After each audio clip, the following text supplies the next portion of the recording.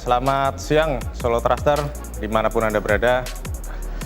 Di tengah maraknya isu corona yang merebak di Indonesia, bahkan di kota Solo maupun Solo Raya, ternyata ada satu bidang permasalahan yang tidak boleh kita lupakan, yaitu adalah soal narkoba.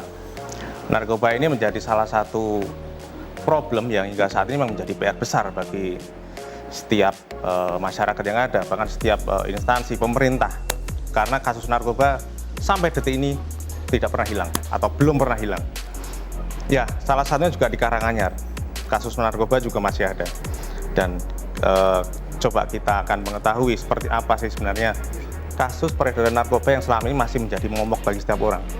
Nah, di studio atau di ruang redaksi solotrust.com telah hadir 4 narasumber dari P4GN Karanganyar.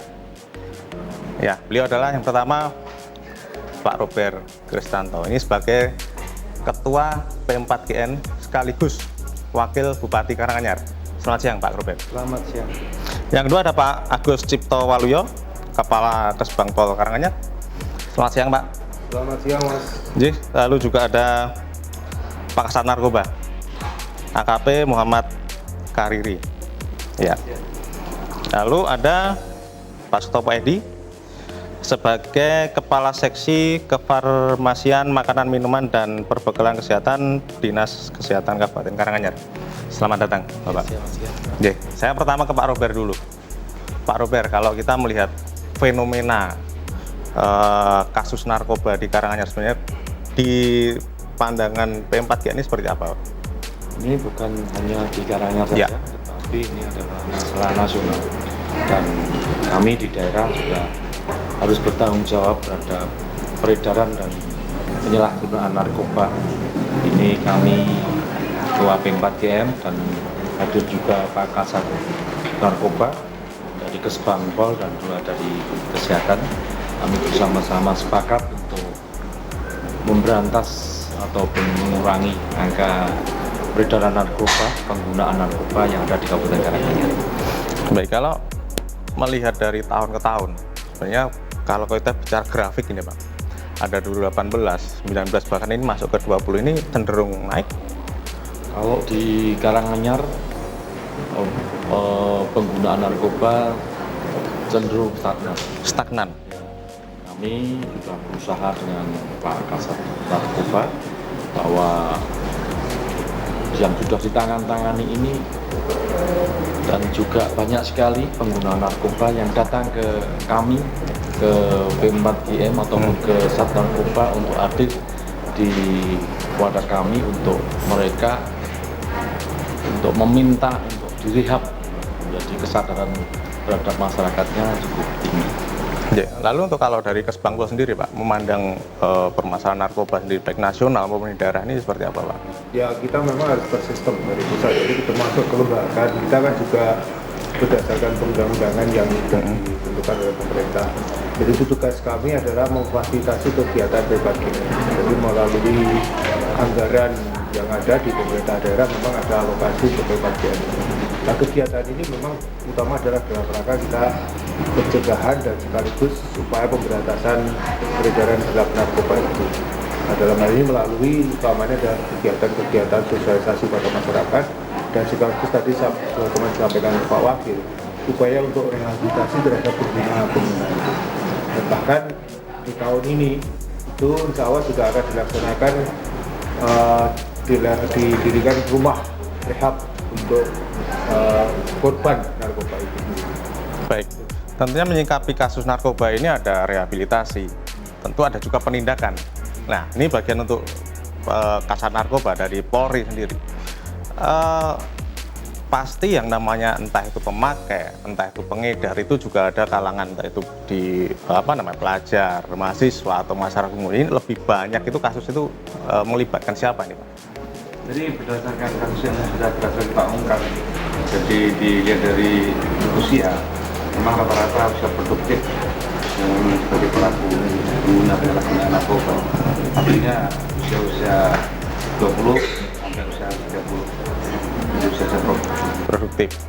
Artinya itu sekarang yang paling banyak itu entah pemakai atau pengedar, Pak? Pemakai. Pemakai. Kalangannya pemakai. Pemakai. Untuk pengedar memang jarang karena sebenarnya mereka pengguna yang memang sistem pesan barangnya melalui online, melalui alamat. Oke, artinya ini menjadi PS besar bagi P4GN maupun Kesbangpol. Karena pemakai itu masih usia produktif, mereka masih sekolah. Tentu ada sosialisasi khusus yang dilakukan. Ini seperti apa nih Pak, sosialisasi yang dilakukan pada mereka ini? Ya, Mungkin Pak. kami sudah mempunyai program untuk sosialisasi untuk pengguna usia-usia produktif yang kami akan canangkan ini menggunakan lomba membuat video sosialisasi P4GN.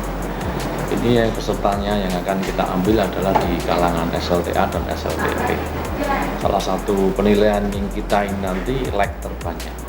Secara otomatis peserta ini nanti akan mengajak teman-temannya untuk memberikan like pada produksi video-video mereka. Secara otomatis kalau mereka memberikan like ini, secara otomatis mereka melihat produksi videonya, dan harapan mestinya dengan produksi video ini memberikan sosialisasi terhadap mereka yang sudah melihat hasil-hasil produksi video-video mereka.